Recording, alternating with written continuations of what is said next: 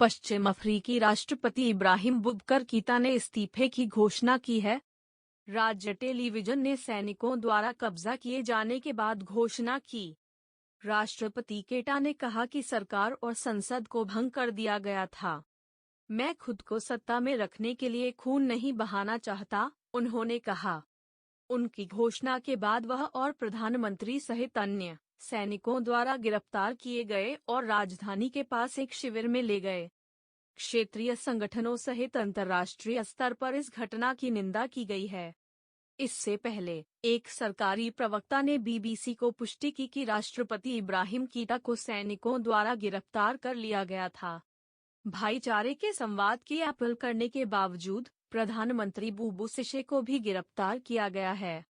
कहा जाता है कि वे माली की राजधानी बमाको से लगभग 15 किलोमीटर दूर कटी में एक मुख्य सैन्य अड्डे पर तैनात थे, जहां मंगलवार सुबह गोलियों की आवाज सुनी गई।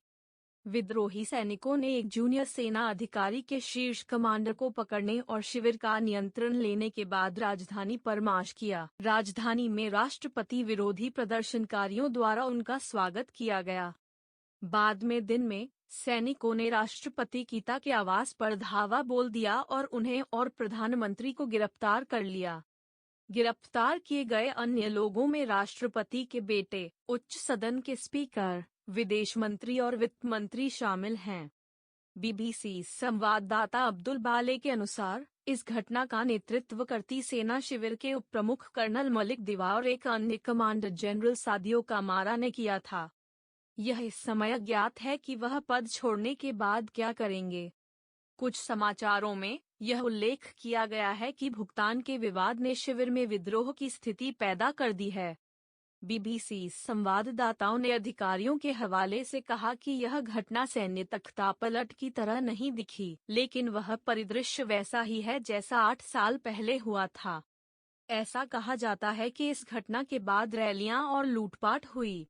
राजधानी में युवाओं ने एक सरकारी स्वामित्व वाली इमारत में आग लगा दी। माली को बड़े पैमाने पर विरोध प्रदर्शन के साथ महीनों तक राजनीतिक उथल-पुथल में रखा गया है। प्रदर्शनकारी राष्ट्रपति इब्राहिम बुबकार कीता के इस्तीफे की मांग कर रहे थे। धर्मगुरु महमूद दिक्को के नेतृत्व में विरोध प्रदर्शनों ने राष्ट्रपति से इस्तीफा देने की मांग की है। सैनिकों के समर्थन में मंगलवार को राजधानी में थोड़ी भीड़ जमा हो गई।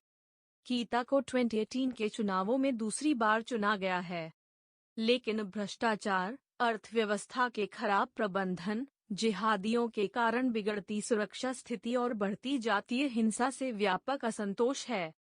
प्रदर्शनकारियों ने राष्ट्रपति को दोषी ठहराया है। संयुक्त राष्ट्र महासचिव एंटोनियो गुटेरेस ने घटना की निंदा की है और राष्ट्रपति और प्रधानमंत्री की बिना शर्त रिहाई के लिए कहा है।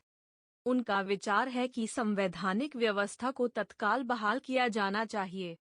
पश्चिम अफ्रीकी राज्यों की आर्थिक समिति इकोवास पश्चिम अफ्रीका में एक क्षेत्रीय संगठन, अफ्रीकी संघ और फ्रांस ने भी विद्रोह की निंदा की है और सैनिकों को शिविर में लौटने का आह्वान किया है। मंगलवार को गोलियों की आवाज सुनने के बाद सैनिकों ने सड़कों पर गश्त की। इकोवास ने एक बयान में कहा कि वह महीनों से माली में सभी पक्षों के साथ मध्यस्थता कर रहा था और ऐसा करते समय विद्रोह हुआ था। फ्रांसीसी विदेश मंत्री ने भी इसी तरह की अपील की है।